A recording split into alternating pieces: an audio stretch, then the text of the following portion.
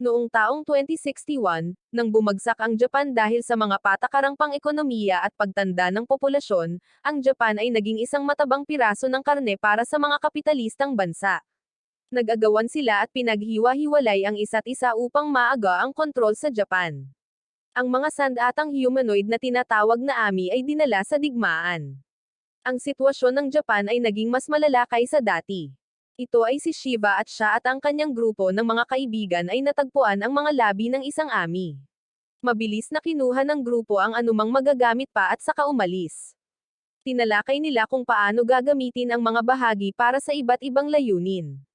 Ngunit si Shiva, na nakakuha ng karamihan, ay hindi nagpahayag ng anuman.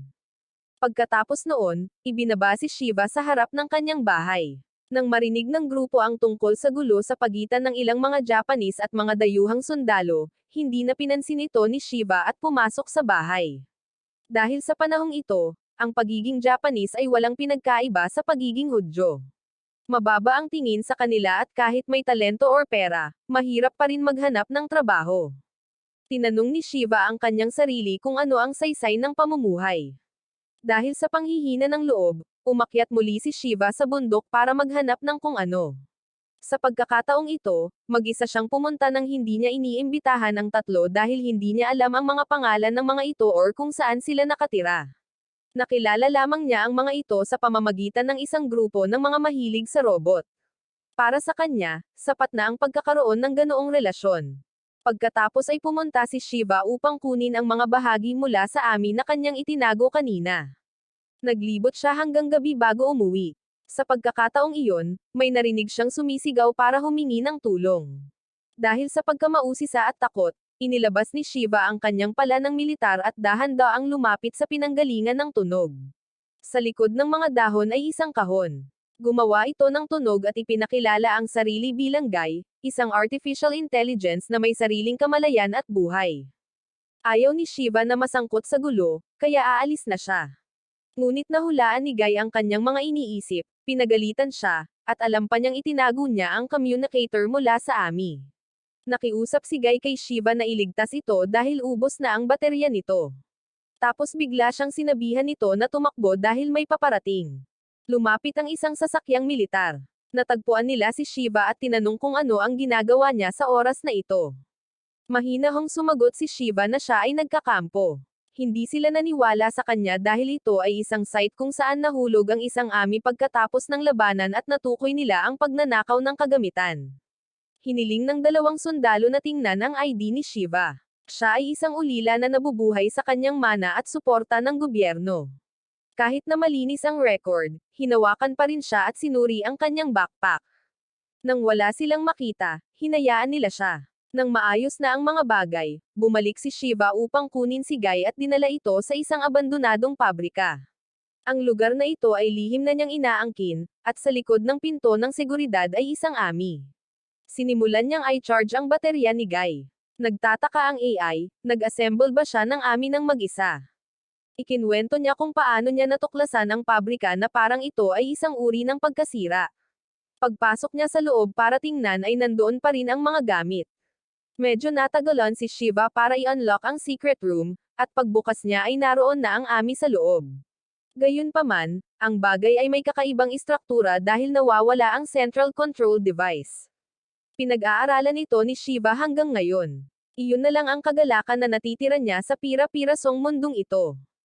Nagpahayag si Guy ng paghanga sa hilig ni Shiva. Bigla, nagtanong ito ng tanong na hindi kailanman naisip ni Shiva, ano ang gagawin niya pagkatapos maayos ang Ami. Nanatili siyang tahimik, at bilang tugon sa katahimikang iyon, sinabi ni Guy na ayos lang kahit na ginawa niya ito dahil lang sa interes, dahil noong mga digmaan sa hangganan, ang mga tao ay bumili pa rin ng mga inumin at popcorn para lamang mapanood ang dalawang robot na naglalaban. Lahat ito ay para sa kanilang personal na interes at kasiyahan. Pinatigil siya ni Shiva at nag-activate siya ng signal jammer bago umalis, naiwan si Guy na mag-charge doon. Pagkasara ng pinto ay nagsimulang kumilos si Guy. Iniskan nito ang buong pabrika at kinokontrol ang mga makina upang simulan ang paghahanda ng isang bagay.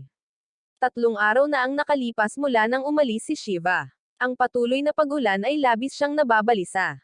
Natatakot siyang maubos ni Guy ang lahat ng kuryente sa pabrika. Kinabukasan, nahuli ng militar ang grupo ng mga kaibigan ni Shiva habang sinusubukan nilang baguhin ang isang sasakyan gamit ang mga pyesa ng AMI. Itinuring ng commander na ang tatlo ay mga tulisan at ipinakita ang isang larawan ni Shiva, na hinihiling na magbigay sila ng impormasyon kung ayaw nilang masawi. Samantala, habang inaayos ni Shiva ang kanyang earphones, kinuha ni Guy ang signal at hinimok siya na tumakbo mula sa bahay nang biglang pumasok ang mga sundalo. Nang hindi siya makita, agad nilang sinimulan ang pagsuri sa mga kalapit na security camera. Tumakbo si Shiva sa pabrika at nakitang natapos na ni Guy ang AMI. Ngunit hindi siya pinayagang magulat ng matagal dahil dumating na ang mga sundalo. Sa pamamagitan ng mga kamera, nakita nila ang dalawang Ocean Annie and Mechas at ang tatlong kaibigan ni Shiva ay nabihag. Hiniling ng komandante na lumabas si Shiva, na pinaghihinalaang bahagi siya ng isang organisasyong tulisan. Sinubukan ng tatlo na ipaliwanag na sila ay mga batang tagalungsod lamang na mahilig mag-modify ng mga sasakyan, ngunit hindi siya nakinig at itinutok ang kanyang baril sa kanila, na pinilit na lumabas si Shiva. Gagawin na sana ni Shiva ang sinabi niya, ngunit nagsalita si Guy, gusto ba niyang mahuli at gugulin ang natitirang bahagi ng kanyang buhay sa bilangguan, or lalaban siya at hahanap ng daan sa paghihirap? Tatanggapin ba niya ang pagiging isang parang hayop na nakulong sa isang hola, or isang nilalang na tumatalon sa Dragon Gate at nagiging dragon? Kung naniniwala siya dito, pagkatapos ay pilot ito. Walang pag-aalinlangan, pinili niyang pilot ang AMI kasama si Guy. Nang walang makitang paggalaw ang commander, nagsimula siyang magpaputok. Pumasok si Shiva sa AMI at ipinasok si Guy na parang susi. Pagkatapos ng ilang segundo ng pagsusuri, ang AMI ay nakilala bilang Kenbo. Nagsimula ang proseso ng pag-scan ng retinal, at nakikita na ni Shiva ang lahat sa labas. Si Guy ay nagpakita sa isang mas cute na anyo. Pagkatapos ng kaunting masanay sa controller, binago ni Shiva ang AMI sa humanoid mode. Kasunod ng mga tagubili ni Guy, si Kenbo ay sumusugod sa labas, na ikinagulat ng lahat. Lumipad si Shiva at sinuntok ang isang AMI, pagkatapos ay hinawakan ito at inihagis sa isa pa. Gayunpaman, gumanti pa rin ang kalaban, kaya napilitan siyang umatras at magtago. Nagpatuloy sila sa pagpapakawalan ng mga bala, na inilagay siya sa isang mahirap na lugar. Isang unit ng kaaway ang tumalon mula sa likuran, na bumuo ng isang pincer na pag-atake sa Kenbo. Sa puntong ito, sinabi ni Guy kay Shiva na gamitin ang pagtatapos na galaw. Sa nagliliyab na mga mata, hiniling nito kay Shiva na isiga ang pangalan ng galaw ng malakas hanggat maaari. Nang sumugod ang dalawang kaaway, sumigaw si Shiva, Iron Cannon Blast at ginamit ang kanyang sandata para tumusok sa isang unit. Mabilis niyang hinawakan ang umatake mula sa likod at hinampas ang braso nito sa kabilang braso. Ito ang unang pagkakataon na si Shiva ay tunay na nakaramdam ng kagalakan. Kaagad pagkatapos, kinuha ng isang sundalo ang tatlong kaibigan ni Shiva bilang bihag at hiniling na sumuko siya. Nang makita ito, sinabi ni Guy kay Shiva na hayaan ito. Nag-iba naman ito ng tono at sinabing kasangkapan lang ang tatlong iyon para kay Shiva, na ginamit niya ang mga iyon sa pagtitipon ng mga pyesa sa pagkukumpuni ng Kenbo, at ngayong kompleto na ito, hindi na ito magagamit. Ininsulto pa ni Guy ang commander sa kanyang mukha, sinabing nawalan siya ng track sa mga tunay na tulisan at sa halip ay inaresto at pinarusahan ang mga inosenteng sibilyan. Pagkatapos, pagkasabi nun ay umalis na silang dalawa. Kasunod ng matapang na panunukso na iyon, ang dalawa ngayon ay kailangang manirahan sa pagtatago ng ganito. Nang gabing iyon, huminto si Shiva upang siyasatin ang Kenbo. Tiningnan niya ang kanyang telepono at nakitang pinaghahanap siya ngayon dahil sa pagiging wanted. Ngunit sa sobrang gutom, wala siyang pakialam. Tinanong niya kung ano ang susunod nilang gagawin.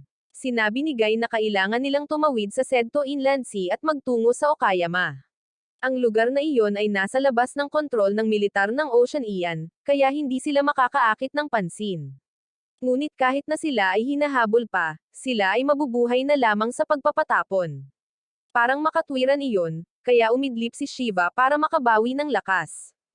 Kinaumagahan, kinailangan ni Shiva na ay camouflage si Kenbo dahil ipinaalam sa kanya ni Guy na kailangan nitong magpahinga pagkatapos magproseso ng napakaraming impormasyon sa isang araw.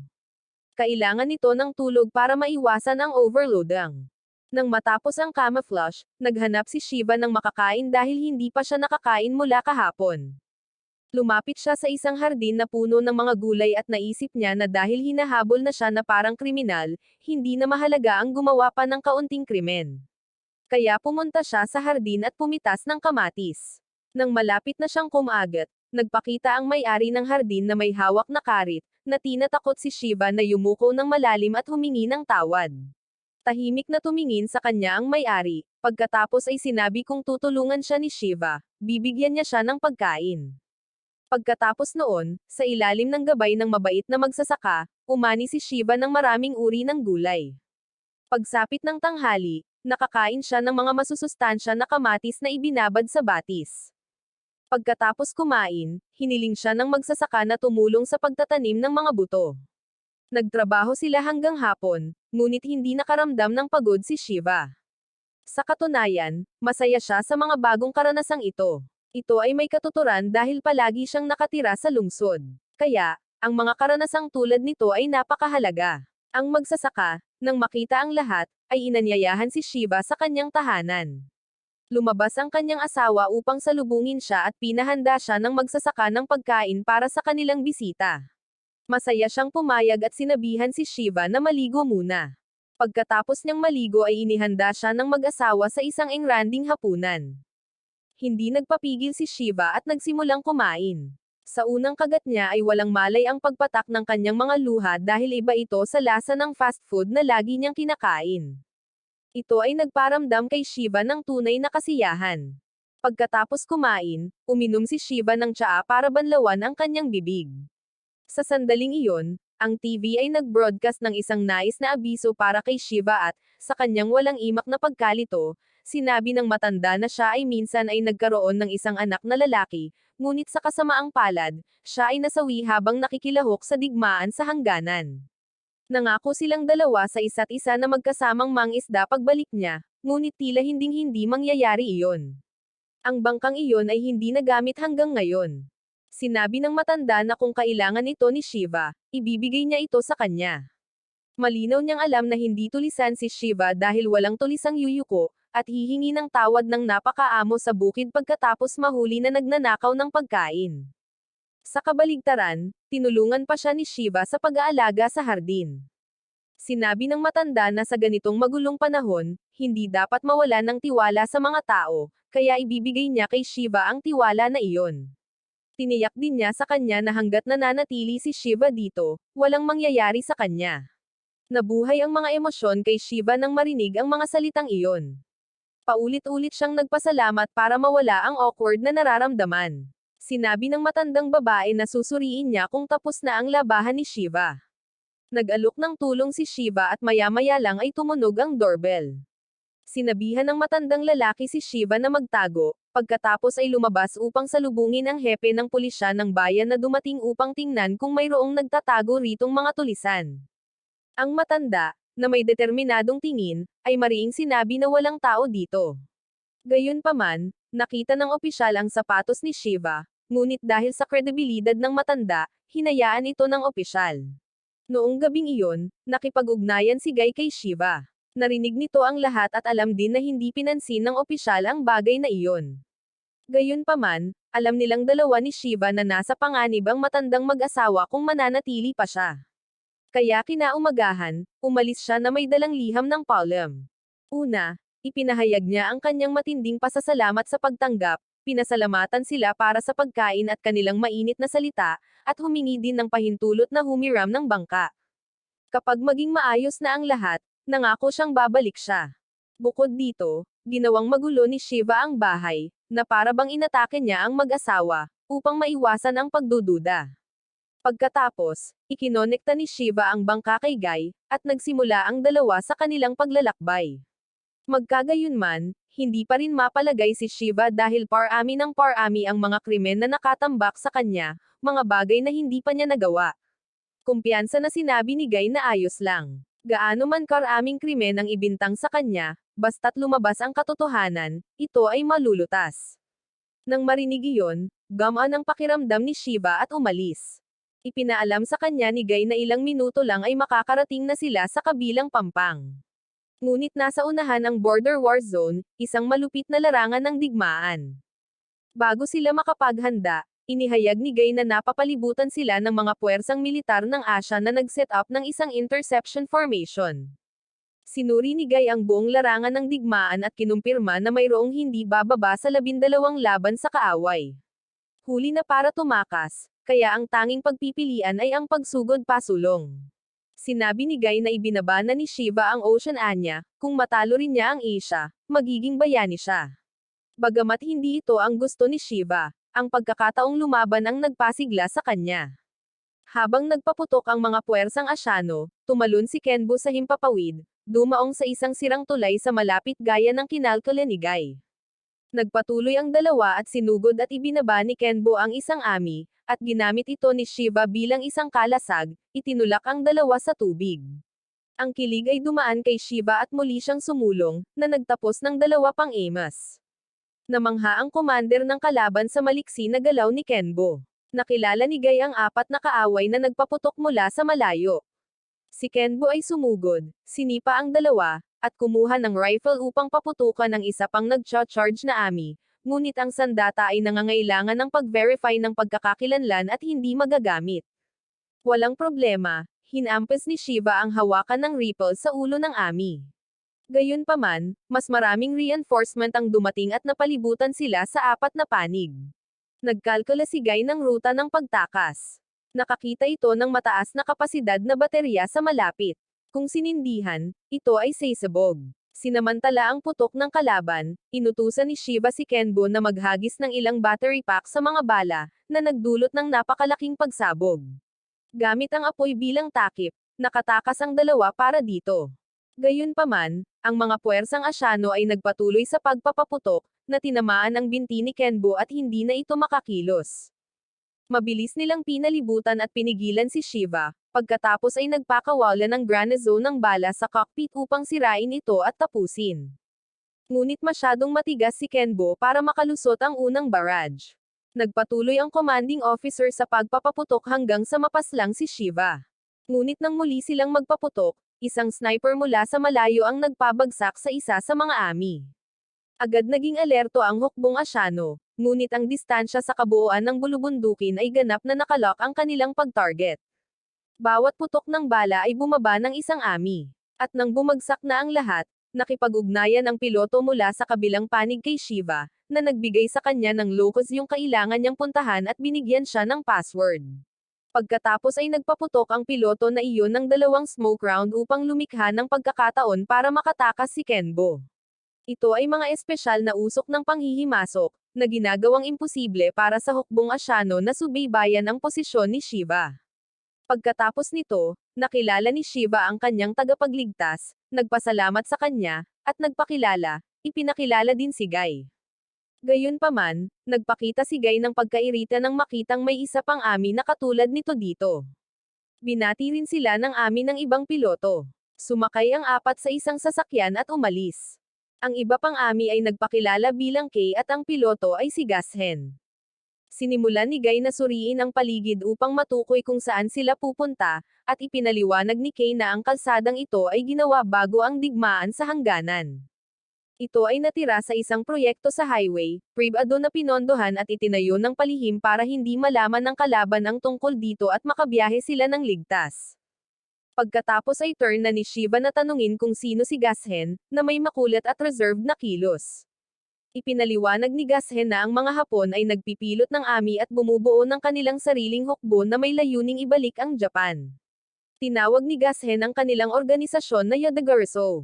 Sinabi ni Guy na si Shiva ay nakatagpo ng mga totoong tulisan. Pagkatapos ay dinala siya sa kampo ng Yata kung saan nakilala niya ang mga maintenance worker. Kahit na tinawag nila siyang mahina at talunan, pumayag pa rin silang ayusin ang Kenbo. Tapos may dumating na ibang tao, nagpakilalang Riza. Pinamunuan niya siya upang makilala ang kapitan ng pangalawang unit ng Yata, si Komi.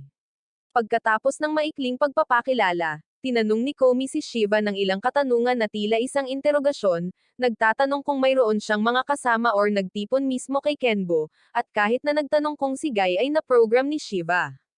Bagamat medyo nabigla sa mga tanong na ito, mahinahong sumagot si Shiva. Nadatnan niyang naka-assemble na si Kenbo at naayos na lang niya at inayos, hindi man lang alam kung gagana ito. Sigay naman, natagpuan niya ito sa gubat at nagkataong nag-activate ito nang ipasok niya. Pagkatapos ng ilang talakayan, ipinahayag ni Komi na ang Kenbo ay pag-aari ng yata. Mayroon itong pares ng magkakapatid na unit na idinisenyo batay sa konsepto mula sa isang ami na nagngangalang Juhan, na kasalukuyang pinamamahalaan ni Gashen. Idinagdag ni Komi na ang dahilan kung bakit hindi ito ma-activate ni Shiva sa unang pagkakataon na nakita niya ito ay dahil sa isang nawawalang bahagi, na dapat ay ihahatid sa Kenbo, ngunit ang piloto at ami na nagdadala nito ay inatake, na nagresulta sa Kenbo na nananatiling tulog hanggang sa dumating si Shiva. Pagkatapos ng lahat ng iyon, galit na nagtanong si Guy kung planong bawiin ng yata si Kenbo. Gayunpaman, sinabi ni Komi na magiging masyadong hindi patas iyon kay Shiva, kaya inalok siya ng pangalawang kapitan ng unit ng mas magandang deal, sumali sa kanila. Hindi sila mga tulisan tulad ng sinasabi ng balita. Sila ay isang revolusyonaryong hukbo, hindi sukdulan sa kanilang mga aksyon, kaya hindi mga tulisan. Bukod dito, dahil kayang kumpunihin at lumaban ni Shiva gamit si Kenbo, nakita nila na siya ay angkop. Nag-alinlangan si Shiva, alam na ang pagsali sa kanila ay nangangahulugang kailangan niyang pumaslang ng mga tao. Nagalit si Gashen, sinabing hindi laruan si Kenbo, ito ay sandata ng digmaan. Pagkatapos ay ipinakita niya kay Shiva ang isang video ng maraming sibilyang Hapones na pinaslang at itinuro na hawak ni Shiva sa kanyang mga kamay ang kapangyarihan upang iligtas sila, ngunit nag-aalangan pa rin na parang duwag. Nang makita ang hindi nakakumbinsi na mukha ni Shiva ay sumabog si Gashen sa galit. Hiniling ni Komi kay Shiva na patawarin siya, na ipinaliwanag na ang ama ni Gashen ay dating nagkaroon ng determinasyon na ibalik ang Japan, ngunit nasawi siya bago matupad ang layuning iyon. Ang magaspang na ugali ni Gashen ay nagmula sa kanyang pagnanais na mapagtanto ang kalooban ng kanyang ama sa lalong madaling panahon. Pagbabalik sa desisyon ni Shiva, sinabi ni Komi na ayos lang, kahit tumanggi siya, matutulungan nila siyang mabawi ang kanyang pagkamamamayan at bumalik sa normal na buhay sa ilalim ng ibang pangalan at pagkakakilanlan kapalit ng pagbabalik ng Kenbo. Matapos marinig ang lahat ng mga termino, tumahimik si Shiva, pagkatapos ay sinabing pag-iisipan niya ito. Lumabas siya at umupo mag-isa. Sa sandaling iyon, dumating si Riza upang makipag-usap sa kanya. Tinanong ni Shiva kung bakit siya sumali sa revolusyonaryong hukbo. Sinabi niya sa kanya na minsan ay may pamilya na siya, ngunit nasawi silang lahat sa isang aksidente sa trapiko, at ang sasakyan na responsable ay isang transportasyong militar mula sa hukbong Asyano. Salamat sa diplomatic immunity, idineklara silang inosente at binaliktad pa nga ang sisi sa kanyang pamilya sa pagdudulot ng pinsala sa militar, na humihingi ng kabayaran. Napuno pa rin siya ng sama ng loob sa pag-iisip tungkol dito, at sigurado siyang maraming tao sa Japan ang nakadarama ng ganoon din. Kaya naman sumali siya sa kilusan para buhayin ang Japan, at gayon din ang lahat dito. Ngunit walang ganoong dahilan si Shiva para sumali. Nasawi ang kanyang mga magulang sa sakit na walang kaugnayan sa militar. Noong una, naisip niyang libangan lang ang pag-assemble ng Kenbo. Ngunit nang makipaglaban kasama sina Kenbo at Guy, ang pakiramdam ng pag-aaway ng metal ay nagpasigla sa kanyang katawan sa pananabik. Gayunpaman, nang harapin niya ng malapitan ang kasawian, nabalot siya ng takot at umatras sa kanyang sarili nang maalala ang sandaling iyon. Pagkatapos, isang banayad na dampi ng katiyakan ang nagmula kay Riza. Matapat niyang inamin na siya ay ipinadala upang hikayatin siya na sumama sa yata, ngunit naisip niya na kung ang kanyang sariling nakababatang kapatid ay nasa parehong posisyon, hindi niya ito magagawang hikayatin. Alinman ay sinabi niya sa kanya na tumakas sa malayo at mamuhay ng mapayapang buhay. Gusto niyang mas pahalagahan ni Shiva ang kanyang sarili. Paano magiging masaya ang isang tao kung walang kasama? Sa pag-alala sa lahat ng pinagdaanan niya at sa matandang mag-asawa, sa wakas ay nakapagdesisyon siya. Nang gabing iyon, iniulat ni Komi na ipinaalam sa kanila ng punong tanggapan na pinataas ng militar ng Asya ang seguridad pagkatapos nilang iligtas si Kenbo, kaya pansamantala nilang ihihinto ang planong putulin ang mga linya ng supply ng kaaway at bumalik sa punong tanggapan. Tungkol naman kay Shiva, hindi sigurado si Riza kung sasali siya. Habang si Gashen ay nanatiling inis sa kanyang kahinaan, kinabukasan, ginaising siya ni Gashen para sa pagsasanay. Ipinakita niya kay Shiva ang listahan ng mga drills na dapat nilang tapusin sa araw na iyon at hindi siya binigyan ng pagkakataong tumanggi. Sinimulan lang niya ang session, pinilit si Shiva na sumunod. Samantala, ipinakita kay Guy ang mga accessory na gagamitin sa Kenbo ni Riza. Nang hapong iyon, pagod si Shiva sa pagsasanay, at sinabi sa kanya ni Gashen na ito ay simula pa lamang bago umalis. Sa gabi, nakahiga si Shiva sa kama at nakikinig kay Guy na walang katapusang nagsasabi tungkol sa kung gaano kamahal si Kenbo, ngunit siya ay sobrang pagod at nakatulog. Kinaumagahan, muli siyang kinaladkad ni Gashen para sa pagsasanay. Nang gabing iyon, pagod na pagod siya para kumain, ngunit nakita ng lahat ng tao sa paligid niya ang kanyang pagsisikap at pinasaya siya. May nagpagawa pa sa kanya ng espesyal na inumin, at pagkainom nito ay nakatulog siya. Kinabukasan, muli siyang tinawag para magsanay. Samantala, pinanood ni Guy ang unti-unting pagkumpleto ng Kenbo, at si Shiva mismo ay patuloy na bumubuti. Noong araw na iyon, binigyan siya ni Gashen ng maagang pahinga. Pagbalik ni Shiva para magpalit ng damit, tinawag siya ni Riza para makita si Kenbo. Nilagyan nito ng bagong baluti pati na rin ang isang espada at kanyan na nakalagay sa likod nito. Namangha siya sa galing ng mga espesyalista. Matapos mag-usap ng ilang bagay kay Riza, pumunta ang dalawa sa malapit na batis para maligo. Casual na nag-alis ng suot si Riza sa kanyang harapan, at nang makita ang kanyang kahihiyan, hinawakan niya ang kanyang kamay at tumalon sa tubig kasama niya. Pinawi ng malamig na agos ang kanyang mga alalahanin. Pagkatapos noon, nag-usap sila. Sinabi sa kanya ni Riza na kinabukasan, aalis sila sa lugar na ito at tatango sa Hiroshima at tinanong kung nakapagdesisyon na siya. Sinabi niyang natatakot pa rin siyang makipag-away, ngunit pagkatapos na gumugol ng oras sa lahat, napagtanto niyang hindi sila masamang tao, kaya sasama siya sa kanila. Gusto niyang matuto at lumaban kasama si Kenbo. Tuwang-tuwa si Riza sabay tapik sa ulo. Noong gabing iyon, sinabi niya kay Guy ang tungkol sa kanyang desisyon. Sinabi ni Guy na lagi niyang susuportahan si Shiva dahil iniligtas siya ni Shiva. Iniulat ni Riza ang pagpili ni Shiva kay Komi. Kinabukasan, sinubukan ni Guy at Shiva ang bagong Kenbo. Salamat sa mga pag-upgrade at pagpapanatili, gumagalaw ito ng mas mabilis at mas maliksi kaysa dati. Sa isang slash, malinis itong hiniwa ang isang malaking bato. Pagkatapos ng trial run, bumaba si Shiva mula sa Kenbo at nakita si Gashen. Ipinahayag niya ang kanyang pagkamangha sa mga pag-upgrade, at pagkatapos ay si Gashen ang pumalit sa pagpilot nito. Kailangang maging pamilyar ni Gashen sa Kenbo kung sakaling masawi si Shiva, at ganoon din ang dapat gawin ni Shiva. Pagkatapos ay nagkaroon ng practice match ang dalawa gamit ang ami ng isa't isa, at ang unit ni Gashen na pinangalanang Juhan ay ginabayan ng K. Pare-parehong pinagtugma ang kanilang friendly match. Kahit na masyadong nagsasalita si Guy at nainas si Gashen, mahinahon niyang iniwasan ang bawat putok ni Shiva.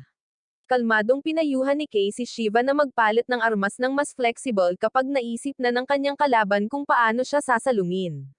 Ngunit nag-aalala si Shiva na kung makikipag-away siya ng masyadong seryoso, magagasgasan si Kenbo. Habang siya ay na-distract, mabilis na pumasok si Gashen, at agad na sinabihan ni Kay si Shiva na lumipat sa isang kalasag upang ipagtanggol ang kanyang sarili. Pagkatapos noon, naglabas siya ng isang maikling punyal at tinaga ang sandata ni Kenbo, saka itinutok ang kanyang baril dito. Ngunit nakuha ni Shiva ang isa pang sandata at nilaslas ang balikat ni Juhan. Ang resulta ng labanan ay isang tabla, at kinilala rin ni Gashen si Shiva bilang isang piloto. Sa eksaktong pagkakataong iyon, muling inatake ang kampo. Nilapitan sila ng isang itim na ami.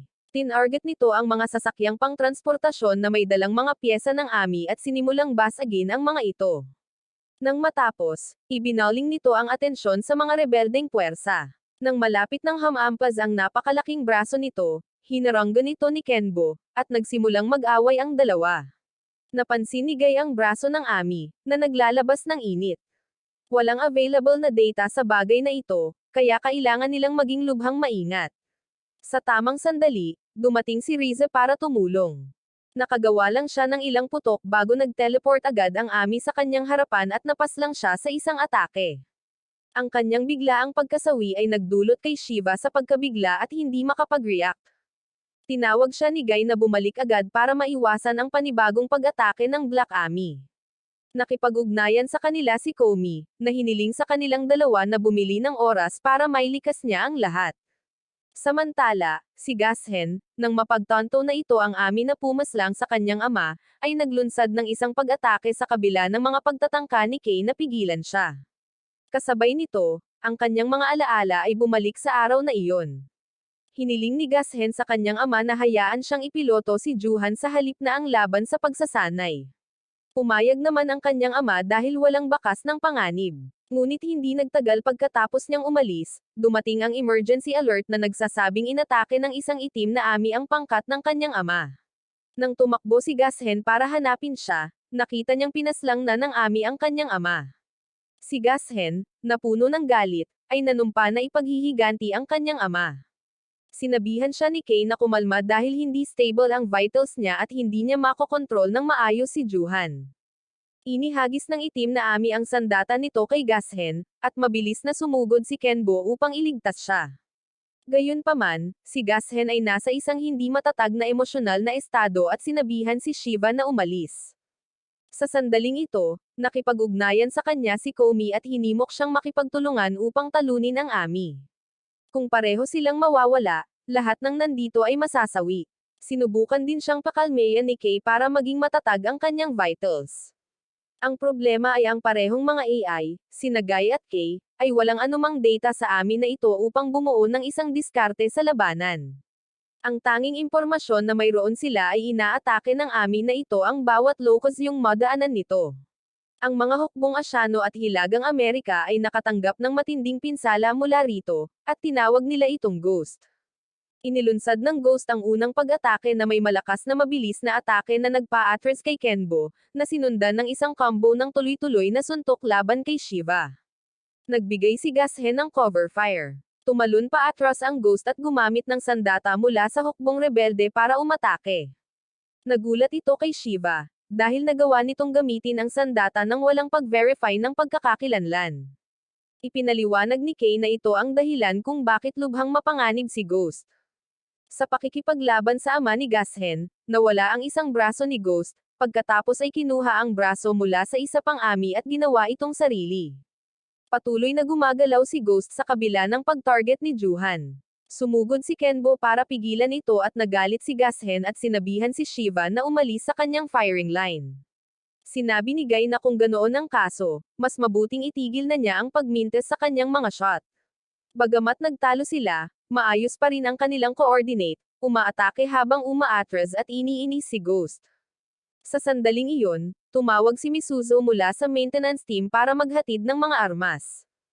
Nilock ni Gashen ang target at nagpaputok ng isang flash round kay Ghost, pagkatapos ay tumakbo kasama si Shiva sa itinalagang lokasyon. Nadetect sila ni Ghost at agad na hinabol. Nang makuha ng dalawa ang kanilang mga armas, dumating din si Ghost. Lahat ng tatlo ay naghanda para sa labanan.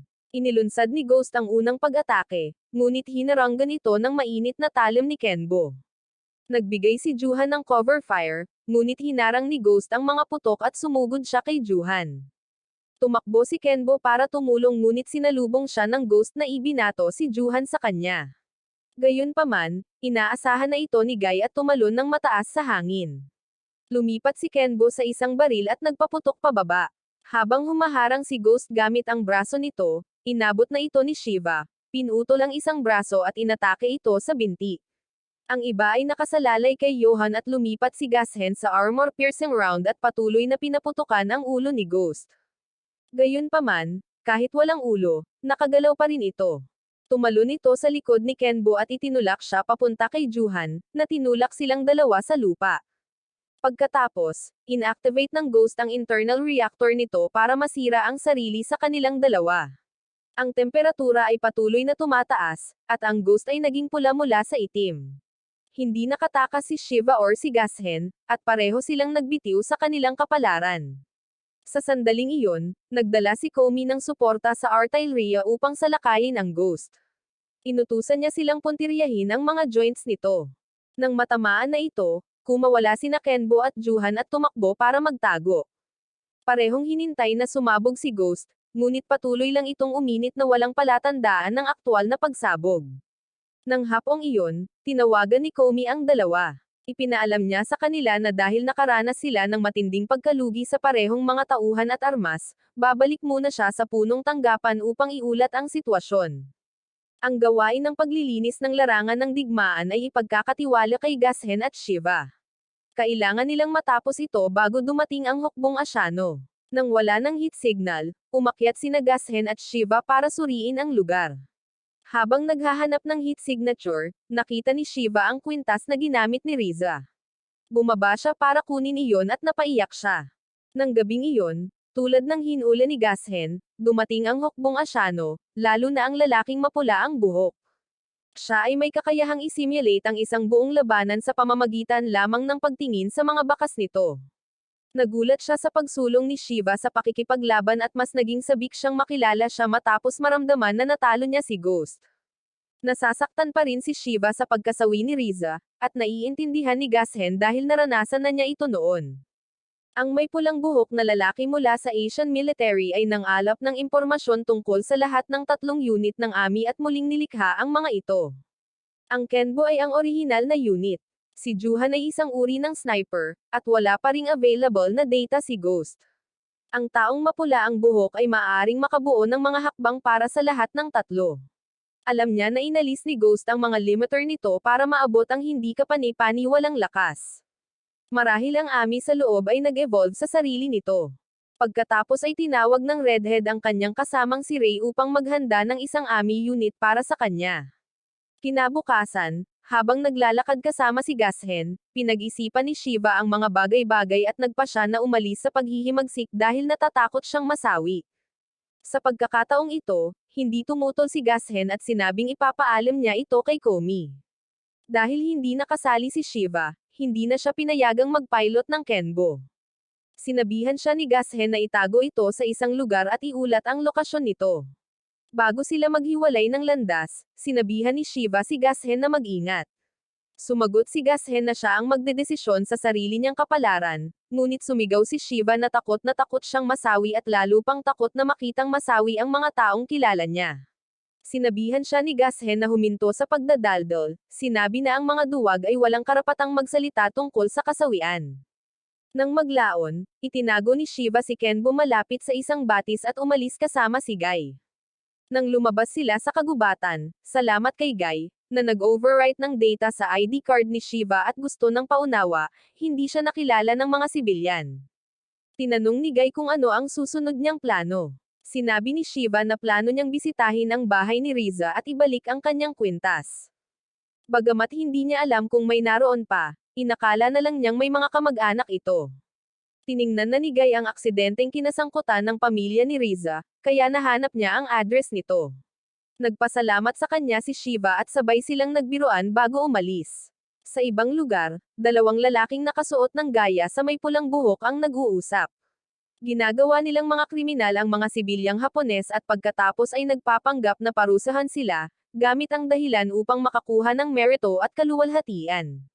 Nakita nila na ang mga Hapones ay hindi mas mahusay kaysa sa mga ganid. Samantala, dumating si Shiva sa address na ibinigay sa kanya ni Guy, ngunit ang bahay ay ganap na pinatag. Naisip niyang baka may mga kamag-anak pa si Riza at nagpa siyang magtanong-tanong. Gayunpaman, ang lahat ng nakakita sa kanya ay umiwas sa kanya na parang isang sumpa. Habang siya ay nalilito, may lumapit na batang babae at tinanong kung kaibigan ba siya ni Riza. Pagkatapos ay lumapit ang isang lalaking may mapanganib na ekspresyon at nagtanong kung sino siya. Nagpakilala si Shiva at ipinakita ang kwintas ni Riza. Nang makita ito, kinuha siya ng lalaki. Sa kotse, sinabi niya kay Shiva na ang bahay ni Riza ay nawasak ng hukbong Asyano. Wala na ang kanyang pamilya at may mga chismis na sumali siya sa rebelyon. Kautusan iyon ng bagong gobernador general at ang iba ay nahaharap sa katulad na kapalaran. Pati ang mga kamag-anak nila ay pinuntirya at wala itong pinagkaiba sa pang-aapi. Pagkatapos ay dinala siya ng lalaki sa isang kainan sa gabi kung saan nakilala ni Shiva ang isang grupo ng mga kabataan na, ayon sa lalaki, ay mga kaibigan noong bata pa si Riza. Tinawagan niya sila dito para marinig ang balita tungkol sa kanya. Nagtawanan sila at inalala ang mga alaala nila ni Riza. Nang hindi alam ang katotohanan, sa huli, kinailangan silang sabihan ni Shiva. Nagulat ang lahat at ang ilan ay hindi napigilan ang kanilang mga luha. Pagkatapos ng lahat, siya ay isang mabuting tao na palaging tumutulong sa iba tulad ng kanyang kalikasan. Tinanong nila si Shiva kung ano ang susunod niyang gagawin. Dahil hindi niya alam kung nasaan ang kanyang mga kamag-anak, binalak niyang ilagay ang kwintas sa puntod ng kanyang pamilya. Nang tanungin niya ang lokasyon nito, tumahimik ang lahat. Sa wakas ay nagsalita na ang may-ari ng tindahan. Alam niya kung nasaan ito dahil nasa bundok ito at magtatagal bago makarating. Nag-alok siya na hayaan siyang manatili sa gabi. Tumanggi si Shiva, ngunit gusto ng lahat na manatili siya. Napagdesisyonan pa nilang pumunta silang lahat para bisitahin ang libingan ng pamilya ni Riza. Nang maglaon ay nagdaos sila ng isang mainit na salo-salo at inimbitahan si Shiva. Bagamat nag-aalangan pa siya, hinimok siya ng matanda na manatili. Pagkatapos kumain, umalis ang lalaki at ang kanyang anak. Habang nag-uusap sila at tumatawid sa kalsada ng may berdeng ilaw, biglang huminto ang sasakyan ng gobernador sa mismong harapan nila. Ibinaba niya ang bintana at sinisi ang lalaki, sinabing nadumihan ang kanyang damit dahil sa kanya. Samantala, sa ibang lugar, nakatanggap ang redhead ng bagong modelo ng Ami. Tuwang-tuwa siya na hindi na siya makapaghintay na ay pilot ito at tugisin pareho sina Kenbo at Ghost. Speaking of Ghost, kasalukuyan itong nagtatago sa isang kuweba at inaayos ang sarili. Kinabukasan, nagsimulang magkagulo ang mga tao sa biglaang pagkawala ng lalaki at ng kanyang anak na babae. Pagpunta nila sa kanyang bahay, nakita nilang inilipat na ang lahat ng gamit. Ang lahat ay kakaibang kainahinala. Nagsalita ang isang miyembro ng grupo, sinabing narinig niya na kung may target ang bagong gobernador, magdamag silang mawawala. Iisa lang ang katangian ng mga taong iyon. Nagkaroon sila ng mga paniniwalang kontra gobyerno. Ang sabi-sabi ay ipinapadala sila sa mainland at ito ay walang pinagkaiba sa Squid Game. Narinig ni Nagay at Shiva ang buong kwento at kinumpirma ni Guy na totoo ang sinabi ng chismis na ito. Ipinaliwanag ni Guy na sinuri niya ang lahat ng nakapalibot na surveillance camera mula noong nakaraang gabi hanggang sa kasalukuyan, at dahil walang mga sasakyang militar na umalis sa lungsod, nangangahulugan ito na hindi pa naibebenta ang lalaki. Gayunpaman, walang sapat na kredibilidad si Shiva para paniwalaan siya ng iba. Kaya, pumili si Guy ng isang random na lalaki mula sa grupo at inilantad ang kanyang pinakamadilim na sikreto, na nagpasimulang maniwala ang lahat at sumang-ayon na harapin ang gobernador upang hilingin na ibalik ang lalaki at ang kanyang anak na babae. Sa panig ni Gashen, iniulat niya ang pagpili ni Shiva. Si Komi ay nakiramay sa kanya at binanggit din na sa pagbabalik sa punong tanggapan, magkakaroon siya ng bagong teammate, isang piloto na nilagyan ng disenyo ng frame batay sa Kenbo. Bumalik sa gobernador, tinatalakay niya ang mga hati ng kita sa kanyang mga kasabwat. Binalak nilang ibenta ang lalaki sa sapilitang paggawa at ang kanyang anak na babae sa ilang mga gawain. Sa sandaling iyon, dumating ang isang ulat na ang mga mamamayang Hapon ay nagtitipon sa tarangkahan. Samantala, pinili ni Shiva na manatili sa restaurant. Dumating ang balita na ang mga nagprotesta ay naaresto na. Kinasuhan sila ng mga anti-government crimes at inalis. Nalaman din ni Guy na ang mga ipinadalang sasakyan ay mga truck ng militar na ipinadala upang linisin ang mga tahanan ng mga ibebenta. Sinabihan ni Guy si Shiva na umalis kaagad dahil malapit na silang dumating. Matapos tapusin ang tawag, ibinigay ng may-ari ng restaurant kay Shiva ang lokasyon ng libingan ng pamilya ni Riza at hiniling na ihatid ang kanilang pagbati. Kung tungkol sa mga bagay doon, sila na mismo ang bahala sa kanila. Pagkatapos ay pinalabas si Shiva bago dumating ang militar. Pagkatapos nito, nahuli ang buong grupo ng lalaki na nagmarcha sa kalye, at inihayag na lahat sila ay tatapusin dahil sa pagsalungat sa gobyerno. Pinanood ni Shiva ang lahat sa kanyang telepono at nakaramdam ng matinding kalungkutan para sa kanila. Isang tao ang pinaputukan pa ng gobernador ng walang dahilan. Napaluha si Shiva at napagtanto kung gaano siya naging duwag at mahina. Palaging tumatakas at iniiwan ang mga tumulong sa kanya. Nagsalita si Guy, kung labis mong kinamumuhian ang iyong sarili, bakit hindi magbago at maging isang mas mahusay na bersyon? Lagi siyang nandyan para suportahan siya. Dahil doon, nabawi ni Shiva ang kanyang pasya. Mula sa loob ng tagsibol, biglang nagningning ang mga mata ni Kenbo.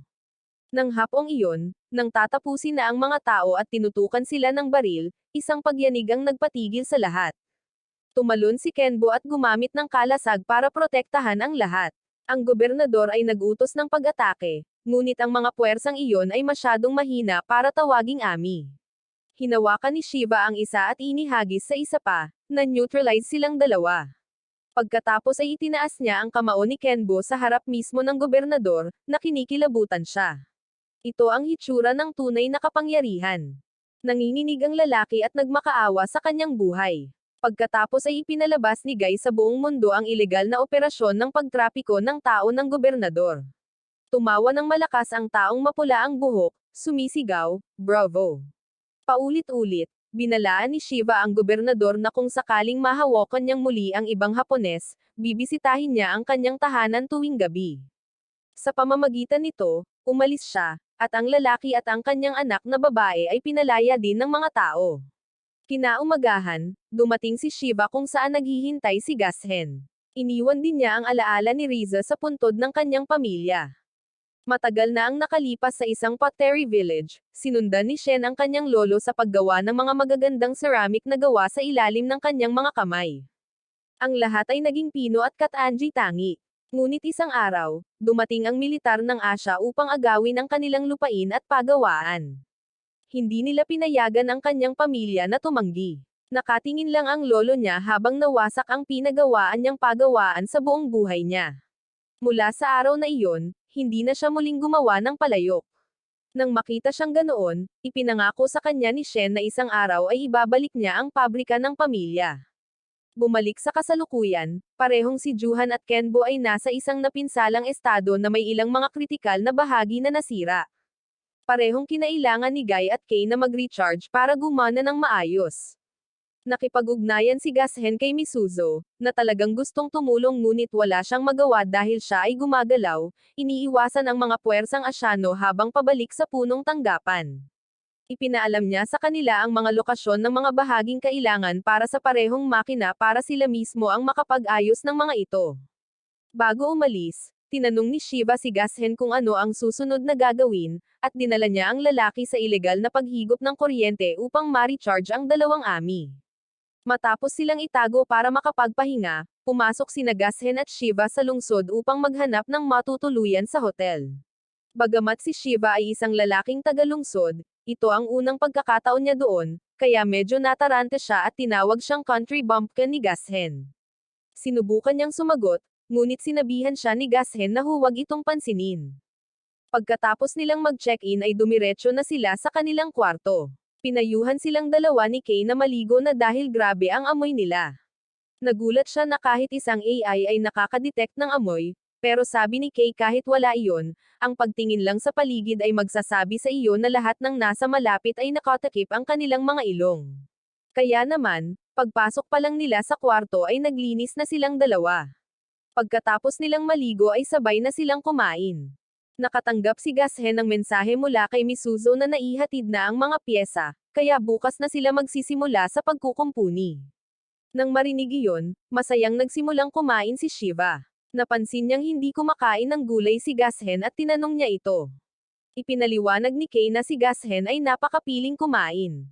Kaya naman, tinukso siya ni Shiva, para lamang matitigan. Humingi ng tawad si Shiva, sinabing hindi niya alam na hindi gusto ni Gashen ang ganoong klase ng biro. Wala pa siyang kaibigan noon, kaya hindi siya marunong makipag-usap ng maayos. Sinabi sa kanya ni Kay at Guy na huwag mag-alala, na sinasabing sinusubukan lamang ni Gashen na kumilos ng mahigpit upang itago kung gaano siya kapiki.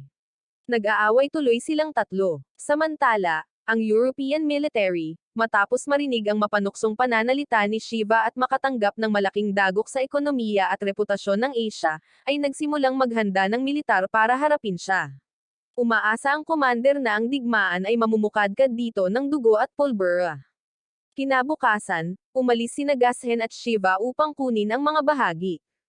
Sa boss, sinabi ni Gashen kay Shiva na tumingin sa ibaba sa lungsod ng Japan, na ngayon ay nasa ilalim ng dominasyon, kasama ang mga tao nito na dumaranas ng pang-aapi at kahirapan. Sinabi niya na isang araw ay babawiin niya ang lugar na ito. Pagkatapos ay dumating ang dalawa sa isang bar kung saan nagtatrabaho ang mga miyembro ng paglaban. Nang ibinigay ni Gashen ang tamang password, ibinigay ng may-ari ang package sa kanila. Ang may-ari, nang marinig ang pananalita ni Shiva, ay umasa rin sa kanya. Hindi nagtagal pagkaalis nila, habang nag-uusap ang dalawa tungkol sa responsibilidad, biglang may sumabog sa di kalayuan sa daungan. Ang hukbong Europeo ay buong tapang na naglunsad ng pag-atake sa Asian Zone. Ang mga Asyano ay gumanti, ngunit hindi gaanong epektibo. Sina Gashen at Shiva ay sumama sa lumilikas na karamihan upang obserbahan ang sitwasyon. Samantala, walang habas na nagpaputok ang hukbong Oceanic, walang pakialam sa mga sibilyan. Dumating ang dalawang lalaki sa evacuation center. Nakita ni Gashen na malubha ang sitwasyon para sa panig ng Asya at baka itigil na nila ang paglikas ng mga sibilyan at sa halip ay tumutok sa depensa. Hindi iyon matanggap ni Shiva at may gustong gawin. Tumugon si Guy sa kanyang pagnanais sa pamamagitan ng pagpapasya na ihak ang mga kagamitang sibilyan upang gabayan ang paglisan. Pagkatapos ay nahak ni Kay at Guy ang lahat ng display screen ng lungsod at nagsimulang idirekta ang mga tao sa mga ligtas na ruta. Gayunpaman, hindi pa rin ito magiging mabilis dahil masyadong mabilis ang pagsulong ng hukbong Oceanic. Gusto niyang gamitin ang Kenbo para sa suporta, ngunit sinabi ni Gashen na sa oras na kunin nila ito at bumalik, lahat ay sawi na. Inabando na rin ng komandante ng Asya ang mga refugee, sa paniniwalang kung tatapusin ng mga puwersang Oceanic ang mga sibilyan, ang opinyon ng publiko ay tatalikod sa kanila. Sinubukan ng mga sibilyan na umalis sa gusali, ngunit pinigilan sila ng mga sundalong Asyano. Pagkatapos, isang nasirang Asian Army ang itinapon sa gusali, na nagdulot ng kaguluhan. Ang hukbo ng Oceanic ay patuloy na sumusulong sa kanila. Sa sandaling iyon, nagpakita ang isa pang Army, kumikilos sa hindi kapani-paniwalang bilis. Sa ilang sandali, ito ay nasa gitna ng mga puwersa ng Oceanic. Ipinakilala nito ang sarili bilang Mas Arrow, na sinasabing kumikilos sa ngalan ng hustisya. Matapos ipakilala ang sarili, mabilis nitong hiniwa ang isang Army sa kalahati, pagkatapos ay tumalon sa hangin at humampas, gamit ang natalong bangkay ng Army bilang isang kalasag bago tinapos ang tatlong Oceanic Amos sa isang tulak. Pagkatapos ay bumaling si Mas Arrow sa mga puwersa ng Asya at pinabagsak ang tatlong kalaban sa isang sweep. Sa pagkamangha ng dalawang commander, tumalon si Mas Arrow ng napakataas at diretsyong lumipad patungo sa isang Army artillery unit, tinapos ito. Pagkatapos nito, lumipad siya sa buong lungsod, pinaslang ang sinumang Army na makita niya. Ang mga mapa ng magkabilang panig ay ganap na lumiwanag sa mga pulang tuldok, na nagpapahiwatig na ang kanilang mga unit ay nilipol. Sa pagkalugi na umabot sa 70%, napilitang umatras ang puwersa ng Oceanic. Naiwang tulala sina Shiva at Gashen habang nasaksihan nila ang eksena, nakaawang ang kanilang mga bibig, habang ibibanalita ni Guy na ito ang kanilang bagong teammate. Pagkatanggap ng summon notice, mabilis na umalis ang dalawa. Sa isang kagubatan sa kalaliman ng hapon, sina Gashen at Shiva ay nakipagsapalaran ng mas malalim at natagpuan si Mas Arrow. Unang bumati si Shiva, ngunit bigla siyang pinutol ng Army sa kabilang panig. Ipinakilala nito ang sarili bilang si Angelo na may mapagmataas na tono, na nagpapahayag ng paghamak sa mga lalaking piloto at hinihingi pa ang dalawa na yumuko bilang pasasalamat sa pagliligtas nito. Pagkaraan ng ilang sandali na pag-alitan sina Gashen at Shiva, sa wakas ay ipinahayag nito na ang prinsesa at ang kanyang piloto ang magiging bago nilang mga kasamahan sa koponan, at ang piloto na iyon ay si Shen. Bumaba siya mula sa sub-commander unit ng walang salita, pagkatapos ay biglang umiyak. Pagkatapos, ang tatlo ay dinala sa malapit na base ng Yata. Si Shen ang unang humingi ng tawad sa pagsalubong sa kanila ng luhaan. Nagpakilala siya at nakipag-usap kay Shiva. Habang si Gashen ay nanatiling malamig at masungit, kakaunti ang sinasabi.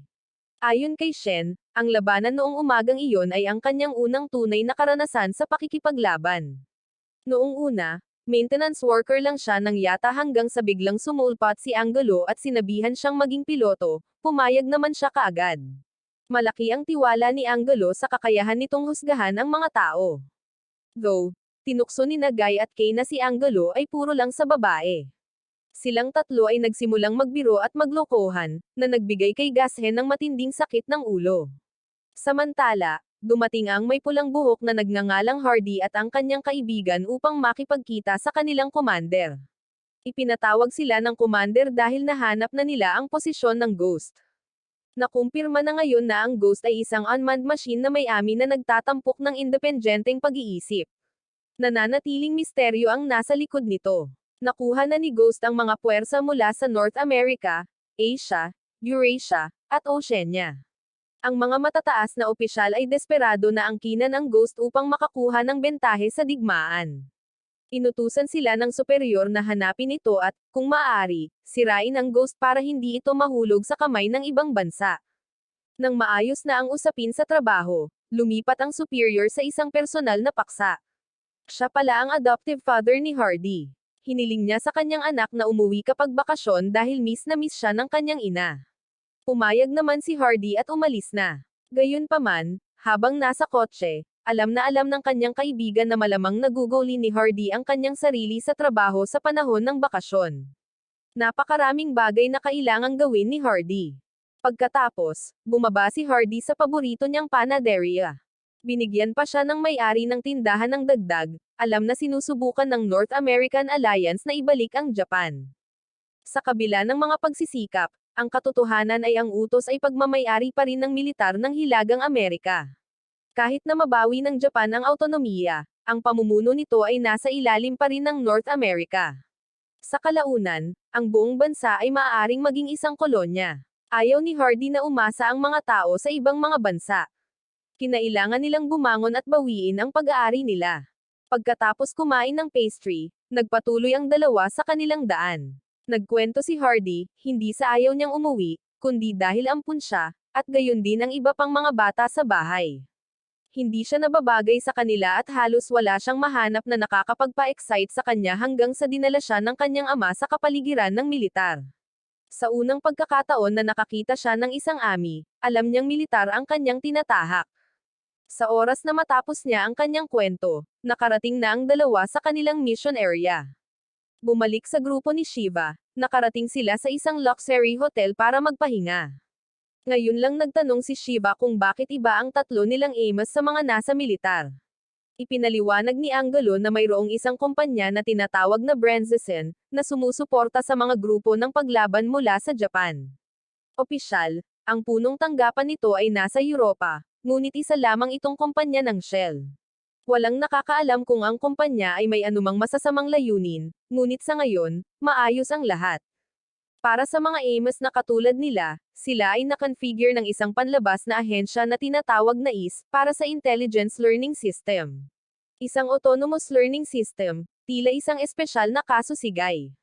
Bagamat ibinahagi niya ang parehong codebase kina Kay at Angelo, ipinadala siya sa rehiyon ng Oceanic ng isang tao. Sa anumang kaso, tinuturing pa rin silang magkakapatid. Pagbalik nila sa kwarto, tinanong ni Shiva si Guy kung nagtataka ba siya kung bakit siya pinapunta doon, pero walang pakialam si Guy dahil gusto niya ang sitwasyon ngayon. Bumalik sa lokasyon ni Hardy, nakatagpo niya ang dalawang tao, sina Robert at Sofia, na tutulong sa kanya sa pag-aalis ng Ghost. Gayunpaman, ipinahayag ni Sofia ang kanyang pagtutol sa misyong ito dahil naniniwala siya na ang manu-manong pagpilot sa AMI ay hindi gaanong ligtas kaysa sa paggamit ng mga unmanned AMI unit. Ipinaliwanag ni Hardy sa kanyang mga nasasakupan na kung gumamit sila ng mga unmanned units, kakailanganin nila ng isang buong platen. At dahil ang mga puwersang Asiano at Oceanian ay nagbabanta pa rin, hindi nila magagawa iyon. Sa makatuwid, si Hardy ay nagtipon ng mga piling tao upang makuha ang Ghost. At ang pagiging napili ay nangangahulugan na siya ay lubos na sanay. Ngayon, kailangan lang nilang sundin ang kanyang mga utos, at ang Ghost ay hindi naiiba sa isang regular na AMI. Kung hindi sila sumunod, hindi siya sigurado. Kinabukasan, nagpatuloy ang grupo ni Shiva sa kanilang paglalakbay patungo sa punong tanggapan. Samantala, sa langit, nagsisimula na rin ang kanilang operasyon ng pangkat ni Hardy. Naramdaman ni Ghost ang apat mula sa kuweba at agad na tumalon sa ibabaw. Lumapag si Hardy kung saan ito nagpakita. Si Ghost ang unang kumilos, nagmamadaling umatake. Inutusan ni Hardy ang koponan na maghiwalay at umatake mula sa maraming direksyon. Naging epektibo ang taktika na ito habang nahihirapan si Ghost. Ito ay hindi kailanman nakipaglaban-laban sa isang pangkat na ganap na gawa sa mga makinang pinapatakbo ng tao. Kailangan nilang sirain ito bago umangkop si Ghost sa bagong estilo ng pakikipaglaban na ito. Gayunpaman, huli na. Nakatuon lamang si Ghost sa kasamahan ni Hardy, na pinilit na umatras si Hardy sa kahirapan. Nang sinubukan ni Robert na tumulong, napigilan ni Ghost ang pag-atake at inihagis sa kanya ang kaibigan ni Hardy. Nagpaputok ang militar ng mga misail mula sa labas, ngunit naglabas ng jamang signal si Ghost na nagpalihis sa kanilang trajectory. Nagpatuloy si Robert sa pag-atake at nahuli siya ni Ghost. Ang ikatlong braso ay umusbong mula sa likod ni Ghost. Ang itim na Ami ay napilitang isakripisyo ang isang braso para makatakas. Ganap nang umangkop si Ghost sa mga taktika ni Hardy at naghahanda na siyang durugan. Biglang, naramdaman muli ni Guy ang parehong layunin ng pagpaslang. Bukod kay Shiva, ang dalawa pa, at ang Ami, ay walang maramdamang anuman. Akala ni Guy ay siya lang at hindi ito pinansin. Bumalik sa Ghost, gumamit ito ng chain-tip fingers para direktang atakehin ang mga piloto sa loob ng aircraft. At pagkatapos, habang hindi nakabantay si Robert, pinaslang siya ng isa sa mga daliri mula sa loob. Hindi makapagdalamhati ng matagal, mabilis na kinakalkula ni Hardy ang isang bagong diskarte sa pag-atake. Siya at ang iba pang dalawa ay sumugod. Si Sofia at ang isa pang kasamahan sa koponan ay sumulong sa unahan upang makaabala kay Ghost, ngunit pareho silang natali sa mga sinulid na inilatag nito sa ilalim ng lupa. Sa kabila nito, patuloy na sumusulong si Hardy. Nang magpaputok si Ghost, umiwas siya sa pamamagitan ng pagbaba sa kanyang katawan at pagkatapos ay tumalon paatras para paputukan ang mga karugtong ng braso nito, ngunit hinarang nito ang putok at sinubukang mag-counterattack. Biglang na-dislocate ng bala ang kasukasuan ng binti nito. Galing ito kay Robert at kahit na siya ay nasawi, ang Ami ay aktibo pa rin at natapos ang misyon. Tinapos ito ni Hardy gamit ang isang bala na diretso sa katawan nito at ito ay bumagsak. Gayunpaman, makalipas ang ilang segundo, nakatakas ito gamit ang isang sasakyang panghimpapawid ng militar. Si Hardy, galit na galit, ay sumumpa na tatapusin niya ito. Tungkol naman sa grupo ni Shiva, dumating sila sa punong tanggapan at nakilala si Yudo, ang kinatawan ng yata. Natutuwa siyang dumating ang tatlo ng ligtas, ngunit sinabing may naghihintay na sa kanila. May gustong makipagkita sa kanila, isang tagapamagitan sa pagitan ng kumpanyang Branson at ng kanilang organisasyon. Nagpakilala siya bilang Gubol at iminungkahi ni Gubol ang pakikipagsosyo sa negosyo batay sa digmaan. Umupo ang lahat para mag-usap. Masayang ipinahayag ni Gubol ang kanyang pagnanais para sa pangmatagalang kooperasyon. Hanggat may digmaan, ang kanyang kumpanya ay magkakaroon ng negosyo. Bukas din siya sa pagpopondo kung kinakailangan. Higit pa rito, nagdala si Gubol ng maraming bagong pag-upgrade para sa Ami. Pagkatapos ay pinamunuan niya sila upang makita ang isang pares ng mga armored grenade launcher para kay Juhan at marami pang ibang item para sa Kenbo at Masero. Maya-maya, nakatanggap ng tawag si Yudo at isinama niya ang grupo ni Shiva. Nakarating sila sa isang nayon na malalim sa kagubatan. Pagkatapos ay pumasok ang buong grupo sa bahay ng isang lalaking nagngangalang Yoji, isang matagal ng ahente ng real estate na kasalukuyang naninirahan pansamantala sa nayong ito. Ipinakita niya sa kanila ang data ng talaangkanan ng kanyang pamilya. Sa kasalukuyan, 9 na tao ang nakatira doon. Ngunit isang linggo na ang nakalipas, nawalan sila ng kuryente at tubig. Habang nakikinig sila, biglang tumakbo ang isang batang babae at niyakap si Gashen, tinawag siyang tatay. Nagulat ang lahat, hiningi ni Yoji ang kanilang pangunawa, sinabing ang batang babae ay nawalan ng ama sa murang edad. Balik sa pangunahing isyu, sa kasalukuyan, ang mga taga-nayon ay nahihirapang mabuhay sa bawat araw pagkatapos ng pagkawala ng tubig at kuryente. Tinanong ni Yudo kung bakit mas pinili pa rin ng lahat na manatili dito kaysa umalis. Ipinaliwanag ng lalaki na dumaan sa digmaan ang kanilang bayan at lumipat sila sa isang refugee area, ngunit isinara rin ang lugar na iyon, kaya napilitan silang umuwi. Ang iba ay nagbahagi ng mga katulad na karanasan. Nagpagala-gala sila hanggang sa napadpad sila sa liblib na baryong ito. Kahit na mahirap ang buhay dito, ang digmaan ay hindi makakarating sa lugar na ito, ipinagpalit nila ang kaginhawaan para sa kaligtasan. Matapos marinig iyon, sinabi ni Yudo na tutulungan sila ng kanyang grupo hanggat maaari. Nang gabing iyon, lahat ay nagtayo ng kampo upang manatili. Ipinahayag ni Shiva ang kanyang paghanga sa kabaitan ni Yudo. Sinabi ni Gashen na ang yata ay hindi lamang isang puwersa ng rebelde, tumutulong din sila sa mga kapwa mamamayan na nangangailangan. Ang tunay na kailangan para muling itayo ang bansa ay makuha ang tiwala ng mga tao. Kinabukasan, umulan. Nagtipon ang lahat upang pag-usapan kung paano mareresolba ang mga problema ng nayon. Upang matiyak ang kalagayan ng pamumuhay ng mga taga-nayon, kailangan nilang ayusin ang mga isyu sa tubig, kuryente, at pagkain. Iminungkahi ni Comey ang pagbabarena ng isang balon, paggawa ng gulong ng tubig upang makabuo ng kuryente, at paglilinang ng lupang sakahan. Nagsimulang magtrabaho ang lahat. Sina Shiva at ilang iba pa ay kumuha ng makinarya mula sa mga lumang kotse. Samantala, hiniling ni Yudo kay Google na mag-sponsor ng ilang mga item. Pumayag naman si Google dahil kumita pa ito. Ang lahat ay abala sa trabaho at ang ilan ay nagtayo ng mga bahay, ang ilan ay naghukay ng balon, at ang ilan ay nagtrabaho sa lupang sakahan. Pagsapit ng hapon, naupo silang lahat para sabay na kumain. Ang pagmamasid sa mga ngiti ng mga bata ay nagbigay kay Shiva ng kapayapaan ng isip. Kinabukasan, ipinagpatuloy ng lahat ang kanilang trabaho. Habang nagsasalanza ng kahoy, si Shiva ay tinawag ni Shen upang pumunta sa isang lugar. Pumunta ang dalawa sa isang tolda sa taas ng bundok kung saan may tapahan. Nais niyang ayusin ito at kung matagumpay, maaari silang gumawa ng tinapay, pizza, at kahit palayok. Ibinahagi din ni Shen na ang kanyang pamilya ay may tradisyon ng palayok. Nang marinig iyon, nag-alok si Shiva na tulungan siya. Nagsimulang ibalik ng dalawa ang tapahan. Habang nagtatrabaho ay may dumating na dalawang bata na curious kaya niyaya sila ni Shen na sumama.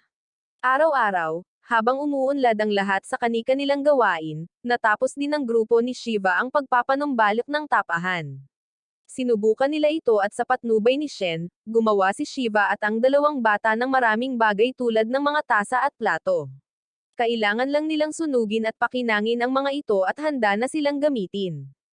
Samantala, natanggap na ng panig ni Gashen ang mga kinakailangang kagamitan, at ang natitira na lang ay para sa balon na umahan ng tubig. Nagsimula ring umikot ang gulong ng tubig upang makabuo ng kuryente. Gayunpaman, sinabi ni Guy na ito lamang ay hindi sapat para sa mga pangangailangan ng lahat. Nagkaroon din ng problema ang team ni Gashen, natama nila ang isang hard rock layer. Iniska ni Kay ang lugar at tinansya na ang bato ay 2 metro ang kapal, na mahirap masira. Ngunit kung makakaya nila, sinabi ni Angelo na 100 litro na tubig ang lalabas sa isang araw, sapat na para sa mga taga-nayon. Iminungkahi ni Misuzo ang isang paraan upang gawin ito. Sa mga sumunod na araw, lahat ay patuloy na nagtatrabaho. Ang gulong ng tubig ay na-upgrade upang makabuo ng mas maraming kuryente, ngunit na-rate pa rin ni Guy ang supply ng kuryente bilang halos hindi sapat. Pagkatapos ay tinawag ni Kay ang dalawa sa balon. Si Misuzo ay nagdisenyo ng isang aparato na pinagsama ang isang laser na may isang piercing rod. Una, gagamitin nila ang laser upang magtunaw sa bato, pagkatapos ay papaputukan ang baras upang masira ito. Dahil ang ideya ay kay Guy, pinilit niya si Shiva na gawin ito, sinabi kung hindi niya gagawin, magagalit siya. Nang walang ibang pagpipilian, humakbang siya sa ilalim ng gabay ng 3 ami. Itinutok ni Shiva ang mga laser sa posisyon. Ngayon, ang natitira na lang ay hilahin ang lever, ngunit sinabi ni Guy na kailangan muna niyang isiga ang pangalan ng kasanayan. Pumayag naman, sumigaw si Shiva ng ultra drill breaker at hinayla ang lever. Di nagtagal, bumubulwak ang tubig mula sa underground spring. Ginamit nila ang presyon ng tubig upang mapabilis ang pag-ikot ng gulong ng tubig, na gumagawa ng isang matatag na supply ng kuryente. Bumukas ang mga ilaw at ang mga bagay ay unti-unting bumuti. Iniyuko ng mga taga-nayon ang kanilang mga ulo bilang pasasalamat. Pagkatapos ng paglalakbay, ipinadala sina Shiva, Gashen, at Shen sa isa pang misyon upang bumili ng mga supply para sa mga miyembro ng yata. Kinailangan nilang gawin ito ng palihim. Sa pagtingin sa mahabang listahan, walang ideya si Shiva kung kailan sila matatapos. Pagkatapos, nakilala ng isang kakilala si Gashen at si Yuyu iyon. Umupo ang buong grupo para mag-usap sa park. Hindi inaasahan ni Shiva na magkakaroon ng kapatid si Gashen. Ito rin ang unang pagkakataon na nakita niya itong ngumiti ng ganoon. Sinabi pa ni Kay sa kanilang dalawa ang tungkol kay Yuyo. Nagtatrabaho noon si Yuyo sa punong tanggapan ng Yata kasama ang mga magulang ni Kay. Ngunit matapos silang dalawa na masawi sa pakikipaglaban sa hukbong Asyano, inampun ng ama ni Gashen si Yuyo at pinahalagahan siya ni Gashen na parang tunay na kuya. Nang biglang umalis si Yuyo sa organisasyon, labis itong naglungkot kay Gashen sa mahabang panahon. Pagkatapos ng ilang taus-pusong pag-uusap, oras na para umalis si Yuyo. Nagpalitan ng contact information ang dalawa sa kanaunang umalis si Yuyo. Nang bumalik si Gashen sa punong tanggapan, kinuha niya ang kanyang larawan kasama ang kanyang ama at si Yuyo. Muling nagpakita ang ilang mga lumang alaala. May pagkakataon na aksidenteng naligaw ang dalawa sa bundok. Takot na takot si Gashen, ngunit tiniyak siya ni Yuyo. Kahit na hindi sila magkadugo, palaging pinoprotektahan ni Yuyo si Gashen. Iyon ang mga alaalang hindi makakalimutan ni Gashen. Kinabukasan, sinubukan ng koponan ni Shiva ang mga bagong kagamitan. Habang sinusuri kung ayos na ang lahat, nakatanggap si Gashen ng mensahe mula kay Yuyo. Tuwang-tuwa siya, iyon ay, hanggang sa inimbitahan din ni Yuyo sina Shiva at Shen. Dinala silang tatlo ni Yuyo sa Japanese city na kanyang itinatag. Lahat ng nakatira doon ay Japanese at walang kahit isang tao mula sa teritoryo ng kooperatiba ng Asya. Bagaman hindi opisyal na kinikilala, ang lungsod ay may lampas 3,000 residente, katumbas ng isang maliit na bayan. Ang lahat ng mga desisyon ay ginawa ng mga Hapones mismo. Ngunit hindi ito tumigil doon, ang pinuno ng distrito ng autonomous area na ito ay walang iba kundi si Yuyo. Sinamba siya ng lahat at ang tanging gusto niya lang ay makita ang mga walang humpay na ngiti ng mga bata. Gusto niyang protektahan silang lahat. Kaya rin niya iniwan ang Yata, dahil magkaiba ang landas niya at ng organisasyon. Ang pamamahala sa autonomous zone na ito ay napakahirap dahil kailangan niyang makipag-ayos sa hukbong Asyano araw-araw sa halip na makipaglaban tulad ng Yata. Umaasa siyang mas lalawak pa ang lungsod sa hinaharap. Pagkatapos ay oras na, kaya iniwan ni Yuyo ang tatlo upang malayang mag-explore. Hindi pa sila nakakalayo bago nagsimulang magbigay sa kanila ng maraming regalo ang mga lokal dahil kakilala sila ni Yuyo. Umakyat sina Shiva at Shen sa isang burol upang tamasahin ang tanawin ng lungsod habang si Gashen ay pumunta upang salubungin ang kanyang kapatid. Pagkatapos ng pulong, hindi nagpatalo si Yuyo at dumiretso sa punto, gusto niyang iwan ng kanyang nakababatang kapatid ang Yata at samahan siya sa lungsod na ito. Ipinaliwanag niya na dahil sa kap ng populasyon, ang bilang ng mga residente ay hindi maaaring tumaas. Gayunpaman, maaari niyang hilingin sa hukbong Asyano na gumawa ng exception para kay Gashen. Ayaw na niyang humawak ng baril ang kapatid niya at gusto niyang mamuhay siya ng matiwasay dito. Hindi agad nakasagot si Gashen at humingi ng oras para makapag-isip. Bumalik siya sa headquarters habang pinag-iisipan pa niya ito. Nilapitan siya ni Gubol at ibinunyag ang isang malupit na katotohanan dahil ang pagkawala ni Gashen ay negatibong makakaapekto sa kita ng kumpanya. Sinabi niya na si Yuyo ay isang especially iya para sa hukbong Asyano. Naniniwala man si Gashen or hindi ay nasa kanya, ngunit idiniin ni Gubol na ang impormasyon ay isang kalakal, hindi kailangang ayusin ang katotohanan. Saka may kaunting pangangatwiran, halata naman. Paano pahihintulutan ng hukbong Asyano si Yuyo na magtatag ng ganoong kalaking autonomous zone maliban kung siya ay nagtatrabaho para sa kanila? Ayon kay Gubol, kapalit ng paglikha ng lungsod na iyon, pinagsilbihan sila ni Yuyo, pag-agaw ng lupa, paglabas ng impormasyon, pagtukoy sa mga elemento ng rebelde, panunuhol, at kung minsan ay pang-blackmail. Pinoprotektahan ng nakatatandang kapatid ni Gashen ang mga Hapon sa pamamagitan ng pagbebenta sa kanila. Kung patuloy na makikipag-ugnayan si Gashen kay Yuyo, ilang oras na lang bago tuluyang tumagas ang impormasyon ng Yata. Ang pagkawala ng isang piloto ay isa ng malaking kawalan para sa kumpanya, lalo na ang tatlo. Pinayuhan ni Gubol si Gashen na mag-isip ng mabuti upang maiwasan ang hindi kinakailangang malubhang kahihinatnan. Kung hindi pa rin siya naniniwala, maaari siyang mag-imbestiga. Matapos marinig iyon ay umalis na si Gashen. Sa isang madilim na silid, sinabi ni Gashen kay Kay na huwag banggitin ang alinman dito sa sinuman. Naalala niya noong nawalan siya ng ama, tahimik lang siyang nakaupo doon, malalim ang iniisip, at si Yuyo ang dumating para aliwin siya. Hindi siya makapaniwalang gagawa ng ganoon ang kapatid niya. Kaya kinabukasan, palihim na bumalik si Gashen sa lungsod para mag-imbestiga. Pagkatapos lamang ng ilang pag-ikot, napansin niyang maraming bagay ang hindi maganda. Ang mga supply, medical man or pang-araw-araw na pangangailangan, ay lubhang kulang at patuloy na nagrereklamo ang mga lokal. Habang lumalakad pa siya, nakita ni Gashen ang isang sasakyan na kabilang sa hukbong asyano na patungo sa opisina ni Yuyo. Gaya ng inaasahan, ginagamit nila ang paghahatid ng mga mahahalagang kalakal bilang leverage para ipilit si Yuyo sa pagbibigay ng impormasyon. Kahit na malinaw na hindi ito bahagi ng kanilang kasunduan, wala pa rin siyang choice kundi sumunod. Nasaksihan ito ni Gashen sa pamamagitan ng surveillance camera. Matapos umatras ang mga puwersa ng Asya, nag-isip sandali si Yuyo at saka tinawag si Gashen. Nagkita silang dalawa sa labas ng autonomous zone at nagtungo sa punong tanggapan.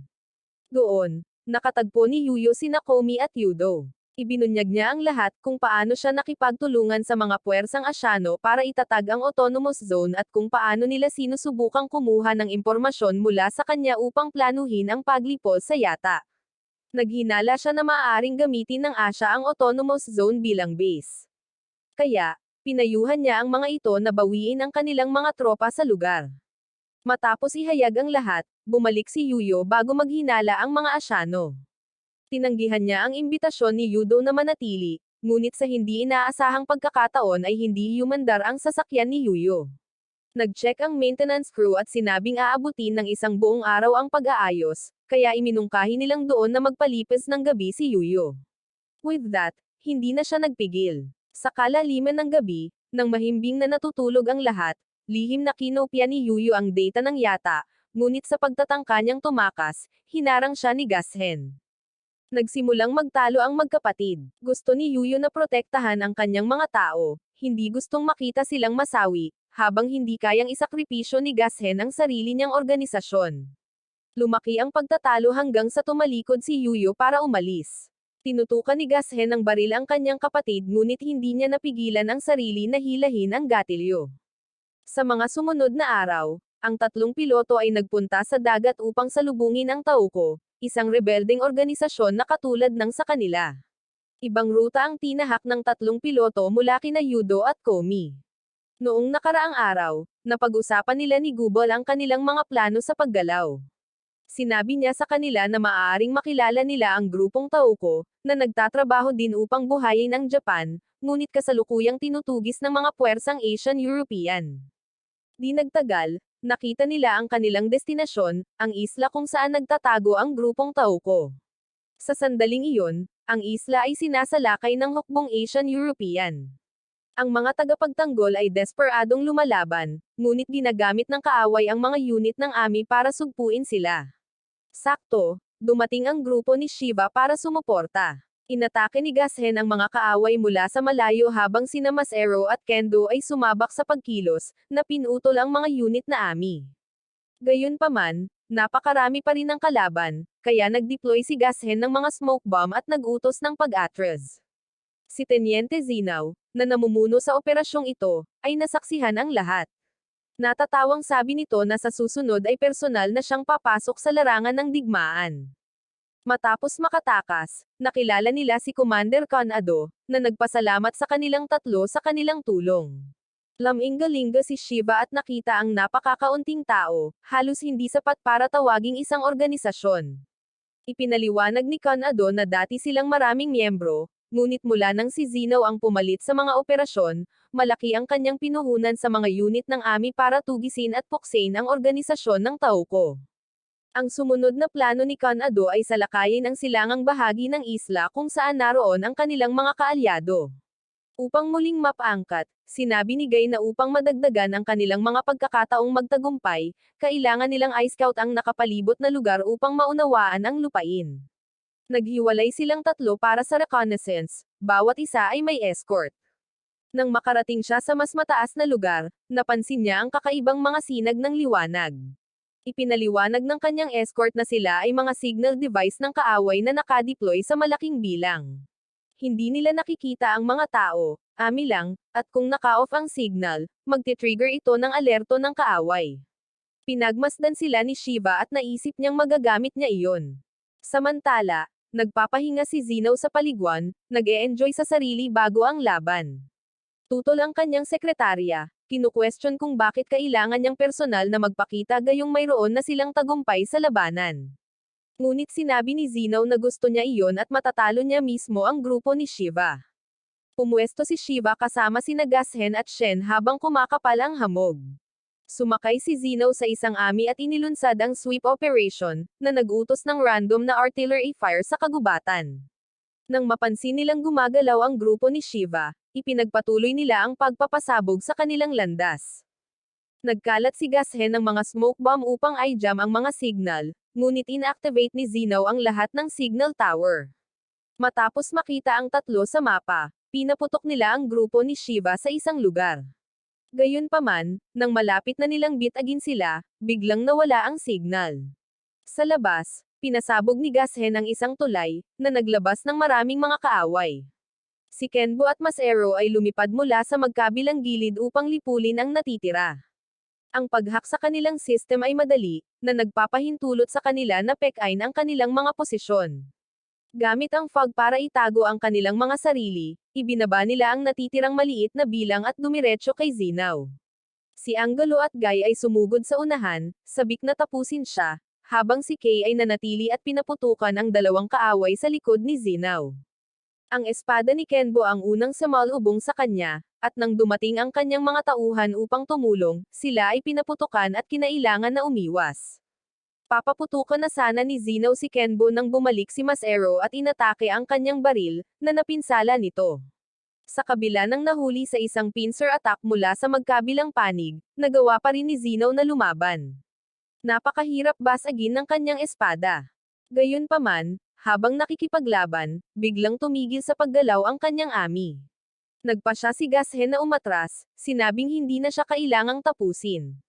Habang si Zinaw, galit na galit, ay nakatitig sa kanila, sa isang marangal na tulad niya ay walang pinagkaiba ito sa isang insulto. Sa sandaling iyon, parehong nabasag ang espada at ang baluti sa ami. Bumalik sa grupo ni Shiva. Pagkatapos pagsamahin ng grupo ni Kanado sa mga natitirang tropa, nagpaalam sila. Sumakay ang tatlo sa barko para muling makisama sa pangkat ni Komi. Pagkatapos ng paglalakbay na ito, naging mas positibo si Gashen. Hindi nagtagal, nakatagpo muli ng pangkat ni Shiva ang maintenance crew. Pero bago sila magsilbi sa Kenbo, hiniling ni Shiva na hugasan muna ito dahil medyo madumi. Sa lugar ni Hardy, kahit papaano ay nakipag-ugnayan sa kanya si Gubol at nagmungkahi ng deal. Itinago niya ang kanyang pagkakakilanlan at sinabi lamang na siya ay isang merchant na nagbebenta ng impormasyon, ang lokasyon ng Ghost. Upang patunayan ang kanyang kredibilidad, inihayag ni Gubol ang lahat ng impormasyon tungkol kay Hardy, Sofia, at kaibigan ni Hardy na si Ray.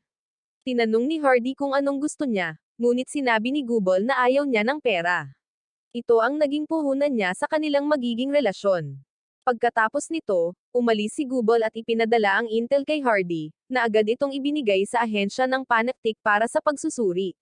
Samantala, nakatanggap si Yudo ng ulat mula sa maintenance department tungkol sa kalagayan ng tatlong piloto. Matapos marinig iyon, binigyan niya sila ng oras para magpahinga. Matapos tapusin ang tawag, sinabi kay Yudo na may dumating na bisita.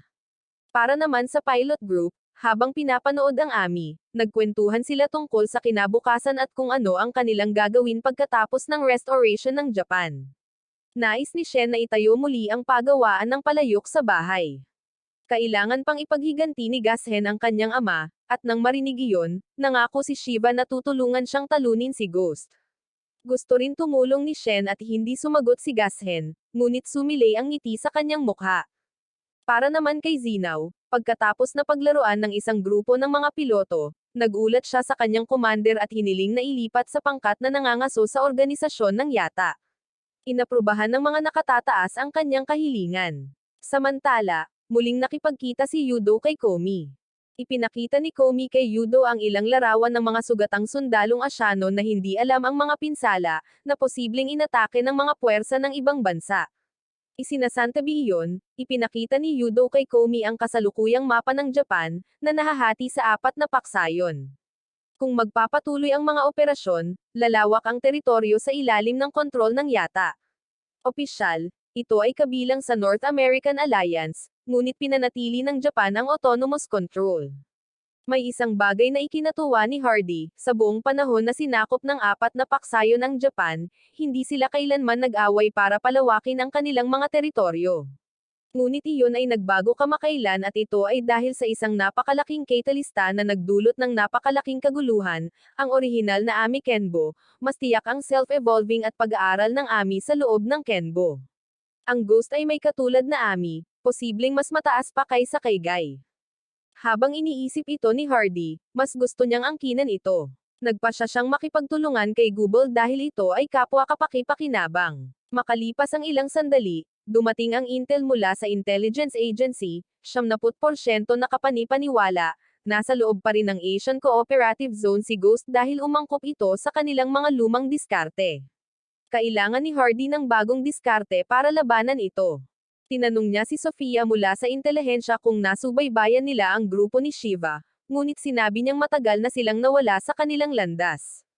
Batay sa espekulasyon, maraming posibleng direksyon na maaari nilang puntahan. Matapos mag-isip sandali, niyaya ni Hardy sina Ray at Sofia upang makalanghap ng sariwang hangin. Samantala, pagkatapos mapanatili nina Shiva at Misuzo ang Kenbo, nagbalat kayo sina Shiva, Shen, at Gashen para mamili. Pagdating sa palengke, naghiwa-hiwalay ang grupo para mamili. Medyo na-overwhelm si Shiva sa dami ng tao at aksidenteng nabangga si Hardy. Humingi ng paumanhin si Shiva at mabilis na lumayo, ngunit nakilala ni Hardy ang kanyang boses mula kanina at pinasunod at ikumpara ito ni Ray. Nang matapos ang kanilang pamimili sa hapon, nagpakita si Misuzo at inanyayahan ang grupo na magpahinga sa mga hot spring. Sa hot spring, naghiwalay sila sa mga seksyon ng lalaki at babae. Sa hindi inaasahan, si Shiva ay nakasalubong muli ni Hardy. Nang hindi nagpapatalo, ipinahayag ni Hardy na kasama siya ng mga puwersa ng North American at ipinaliwanag ang kanyang misyon na makuha ang Ghost, na nabigo siya. Pagkatapos ay isiniwalat niya ang kasalukuyang lokasyon ni Ghost, na ikinabahala ni Gashen. Nang hindi sila nagtatanong, umalis si Hardy kasama si Ray. Sa panig naman ng mga babae, ganoon din ang ipinaalam ni Sofia sa kanila. Noong gabing iyon, muling inatake ni Ghost ang base ng Hukbong Asiano, na nagdulot ng matinding pinsala. Kinabukasan, ipinaalam ng pangkat ni Shiva kay Yudo ang lokasyon ni Ghost at ang tungkol kay Hardy. Si Gashen, na puno ng pagnanais na ipaghiganti ang kanyang ama, ay gustong pumunta kaagad, at si Shiva ay handa ring tumulong, na kailangang ipaghiganti si Riza. Gayunpaman, hiniling ni Yudo sa kanilang dalawa na maging mapagpasensya hanggang sa maberipika ang impormasyon. Mula sa sandaling iyon, iginugol ni Gashen ang kanyang sarili sa pagsasanay. Pagkaraan ng 2 araw, nakumpirma ang impormasyon, nasa Okinoshima si Ghost, kung saan nakuha nito ang mga kuta ng Hukbong Asiano. Ang hukbo ay umatras sa mainland upang magtatag ng mga depensa kung sakaling maglunsad ng land assault si Ghost. Sa kasalukuyan, natutulog si Ghost para sa pagkukumpuni, at inihayag ni Kay na mayroon pa ring mga sibilyang Hapones sa Okinoshima, na inabandona ng Hukbong Asiano. Ngayon, ang pagkatalo sa Ghost ay direktang nakatali sa pagprotekta sa mga Hapones at tinubo ang bayan. Pagkatapos ay itinalaga ni Yudo ang misyon na iligtas ang mga sibilyan at talunin si Ghost sa kanilang tatlo. Kasama sa plano ang 2 koponan, ang Team A ay magpapalikas sa mga sibilyan habang ang Team B, na binubuo ng 3 piloto, ay magsasagawa ng sorpresang pag-atake sa lugar kung saan pinaniniwalaang natutulog si Ghost. Matapos maisapinal ang plano, naghiwa-hiwalay ang lahat para isagawa ang kanilang mga tungkulin. Sa mga sumunod na araw, nagtrabaho ang Team A upang pakilyusan ang mga sibilyan ng isla para sa paglikas habang ang Team B ay may sensinang nagsanay para sa labanan. Hindi nagtagal, dumating ang araw ng operasyon. Nang gabing iyon, maraming bangka ang naglayag patungong Okinoshima. Lumapag ang Team A at nagsimulang ilikas ang mga sibilyan sa mga bangka habang ang Team B ay sumulong patungo sa kinaroroonan ni Ghost. Samantala, umupo si Hardy upang umani ng mga benepisyo. Nagising na si Ghost at nagsimulang manghuli ng mga labi ng Hukbong Asiano, sinira ang 2 ami at pinupuntirya ang commander na minsang nakipaglaban kay Shiva. Sa sandaling iyon, dumating ang 3 at naglunsad ng isang pag-atake, na hinihila ito palayo tulad ng inaasahan. Tinarget ng Ghost si Shen, alam niyang hindi pa siya sanay sa estilo ng pakikipaglaban nito at patuloy siyang nilapitan. Sumugod si Kenbo para tumulong, at inutusan sila ni Gashen na lumipat sa Plan B. Naakit nilang tatlo si Ghost sa isang open area at lumipad si Masero sa itaas para umalilay. Nakipag-away si Kenbo kay Ghost, ngunit nagkaroon ito ng apat na umaataking armas, nahuli si Shiva nang hindi nakabantay at inilagay siya sa isang dihadong estado. Nagbigay si Juhan ng panakip na apoy, na itinoon ang atensyon nito sa kanilang dalawa. Pagkatapos ay nagpaputok ng electric net si Masero para matrap ito. Tinangka ni Juhan ang isang finishing shot, ngunit humarap si Ghost gamit ang mga wire mula sa mga paa nito, sinira ang lambat, hinawakan ang ulo ni Juhan, at sinubukan itong durugan. Inalis ni Kenbo ang braso nito, at nagpaputok si Masero ng isa pang lambat upang pigilan ito. Umatras silang tatlo para muling magsuri. Ang kapangyarihan ng Ghost ay nag-evolve sa isang nakakabaliw na bilis, ang mabilis na pag-unlad nito ay nakagugulat sa kanila. Ang pakikipag-usap tungkol sa ebolusyon ay nagbigay ng ideya kay Shiva. Nakaabot si Ghost mula sa likuran, at sinabi ni Shiva kay Gashen na isagawa ang Plan A. Hinimok ito ni Kenbo sa bundok at nahanap ni Guy ang imbakan ng bala at hinayla ito sa loob habang naghihintay na si Masero sa harapan. Nagpaputok si Shen ng 2 layer ng lambat para ipin ito sa loob ng storage, at tinatakan ni Guy ang pinto. Mula sa malayo, nakahanda nang magpaputok si Gashen. Ang bala ay tumama sa ammo cache, na nag-trigger ng isang pagsabog ng chain na sumabog sa buong lugar. Ngunit bago pa sila makapagdiwang, nakatayo si Ghost na hindi kumikibo sa gitna ng apoy. Gayunpaman, hindi sila sumuko at muling sumusugod. Gayunpaman, nasuntok si Kenbo at si Masero ay itinapon sa isang tabi na parang isang laruan. Tinawag ni Gashen ang dalawa para lumaban ng magkasama gaya ng kanilang pagsasanay. Pinagpatuloy ni Hardy ang pagmamasid mula sa malayo. Kung sino man ang manalo, makikinabang siya. Kung manalo si Shiva, malulutas ang problema ng Ghost. Kung manalo si Ghost, pwede niyang kolektahin si Guy para sa research. Samantala, matagumpay na nailikas ng Team A ang mga sibilyan at nakuha pa ang mga labi ng hukbong Asyano. Bumalik sa labanan, ang trio ay mahusay na nag-coordinate, ngunit kahit na ito ay nagkaroon ng pinsala, si Ghost ay nanatiling napakalakas. Lumipad ito at winasak ang rifle ni Juhan para pigilan ang kanyang pag-snipe. Naghinala si Guy na ito ay hindi na isang autonomous army, ngunit na pilot ng isang tao. Sa kabila ng kanilang 3-on-1 fight, mabilis na bumababa ang kanilang winning odds.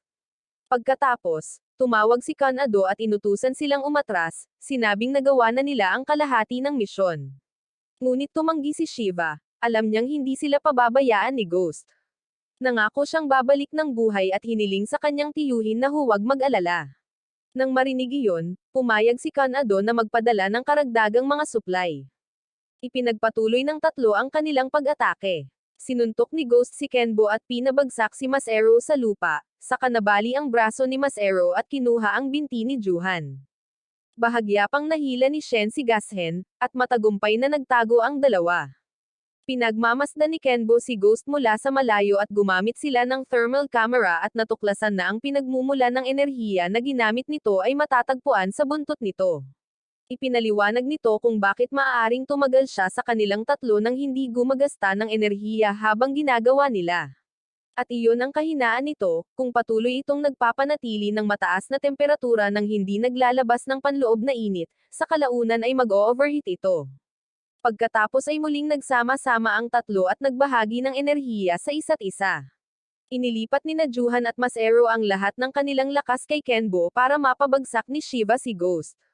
Pagkatapos noon, ipinagpatuloy ni Kenbo ang pakikipaglaban kay Ghost. Habang ang tenyente at si Juhan ay nasa posisyon ng pag-atake, ipinagpatuloy ni Shiva si Ghost sa bodega ng amin ng militar ng Asya para sa isang pag-atake. Sumugod ito sa bodega at pagkatapos ay kinokontrol ang mga Amos upang paputukan si Shiva. Ngunit tumalon na si Kenbo at pinasabog ang bodega. Siyempre, nakatayo pa rin si Ghost. Sa puntong ito, nagkaroon ng abiso na nakarating na ang dalawa sa kanilang mga posisyon. Gayunpaman, unti-unting nawawalan ng lakas si Kenbo. Sa puntong ito, walang ibang pagpipilian si Guy kundi ay break ang limiter. Ito ang tanging paraan para talunin si Ghost. Walang pag-aalinlangan, pumayag siya. Oo naman, pagkatapos masira ang limiter, naging mas mabilis si Kenbo at sa isang iglap ay hiniwa ang isa sa mga braso ni Ghost. Pantay-pantay na ngayon ang dalawa at hinimok ni Kenbo si Ghost sa isang nasusunog na lugar. Sina Shiva at Guy ay nag-coordinate para atakihin si Ghost, na halos wala na itong pagkakataong makalaban. Nang wasakin niya ang isa pang braso nito, iyon ay noong tumalon ang tenyente at inatake ang ulo si Ghost, at winasak ni Juhan ang energy tail nito mula sa malayo. Bumagsak si Ghost at lumipad si Kenbo para ihatid ang pangwakas na atake, ngunit nabasag ang espada at nag-overload ang buong sistema ni Kenbo. Kasabay nito, nag-overheat din si Ghost at naglalabas ng init. Sa loob lamang ng ilang minuto, sesabog na ito dahil sa sobrang init. Gayunpaman, sumugod si Ghost sa karagatan upang lumamig, napigilan ang pagsabog. Pinigilan ni Kenbo ang daan, determinadong masawi kasama nito kung kinakailangan. Dahil ayaw niyang maulit ang nangyari kay Riza at para ipaghiganti ang ama ni Gashen, nagpa siya si Shiva na isakripisyo ang sarili. Masasawi siya para protektahan ang lahat ng mahal niya. Sa mga huling sandali, nagkaroon ng huling pag-uusap sina Shiva at Guy. Kahit anong mangyari, magsasama silang dalawa hanggang sa dulo ng mundo. Pagkasabi nun, nawalan ng connection si Guy. Pinasalamatan siya ni Shiva sa pagpapakita sa kanya na ang mundo ay nagtataglay pa rin ng maraming magagandang bagay. Tapos pareho silang sumabog kasama si Ghost. Matagumpay na nailikas ng Team A ang mga sibilyan. Naging madilim ang kapaligiran nang makatanggap ng ulat na nawalan ng signal ang isang piloto. Naabisuhan si Yudo at nang i-check nila ang lugar, wala na, ngunit hindi sila maaaring magdalamhati ng matagal dahil may mga misyon pa na dapat tapusin. Nagpaalam sina Shen at Gashen kay Shiva at nagpatuloy. Samantala, nabawi ni Hardy ang ilang mga fragment ng Ghost at ang mas nakakagulat ay ang amin nito ay nanatiling buo.